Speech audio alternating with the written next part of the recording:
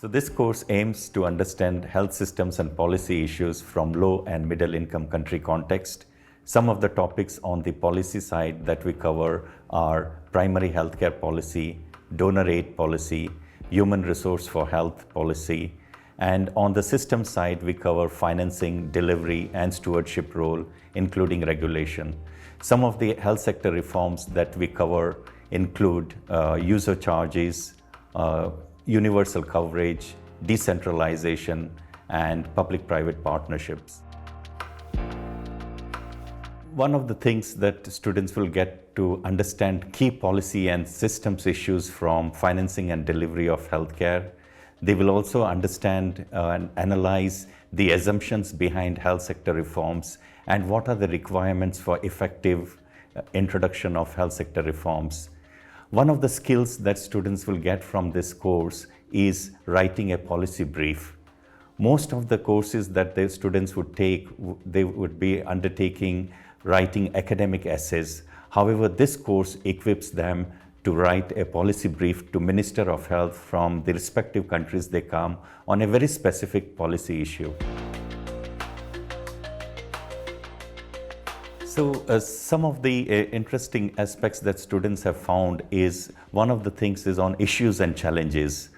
We covered this course talking about what are the key challenges that countries are facing. So for example, on the financing side, if we look at the low-income countries, the major issue for them is high out-of-pocket payments, which are very regressive.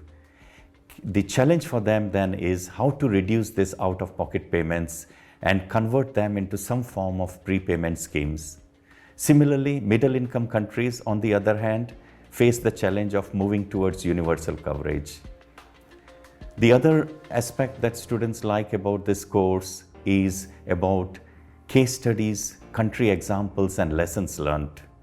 So if we talk about abolishing user charges, why South Africa is considered not a very great example of abolishing user charges, whereas Uganda is promoted as one of the good examples. So we have those comparisons, country examples, which case studies which students like. The whole course is very relevant from the issues that low and middle income countries face. So for example, primary healthcare, which was introduced with Alma-Ata Declaration in 1978. We cover in the course, is it still relevant today, 40 years from now? And does it need to be revitalized? Does it need to be reframed? So those are the type of issues we take up. The other issue many countries are facing is acute shortage of human resource workforce in many of our countries, compounded by the brain drain phenomena where doctors and nurses from developing countries come to the Western world. The issue is what are the policy responses to that? And one of the policy responses is the WHO Code on Ethical Recruitment of Human Resource from these countries. We debate that in the course as to does such voluntary codes have any effect? To what extent this have been effective in mitigating the brain drain phenomena in our countries?